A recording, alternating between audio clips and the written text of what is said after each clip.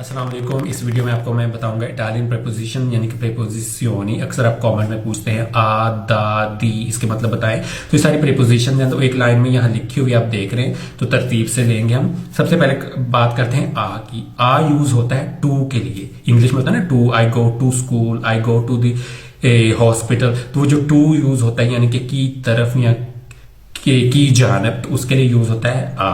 ठीक है, फिर आता है दा।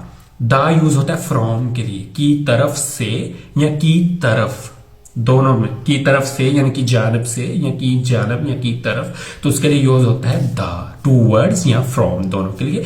फिर आता है दी।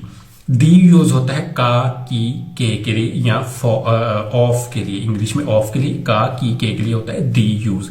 फिर आता है इन। इन यूज होता है इन या में। ठीक है, में, घर में, गाड़ी में, ठीक है, बैग में, स्कूल में। इन जो इंग्लिश में होता है वो इटालियन में भी इन ही होता है। ठीक है, फिर आता है कौन। कौन यूज होता है विद के लिए यानी के साथ, के साथ।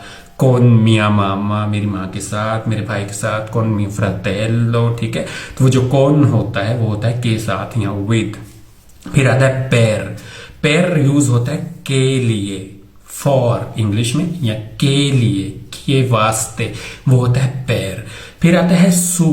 सू यूज होता है on the table, on the flight. ठीक है, तो ऑन जो है वो यूज होता है सू। ठीक है, सू।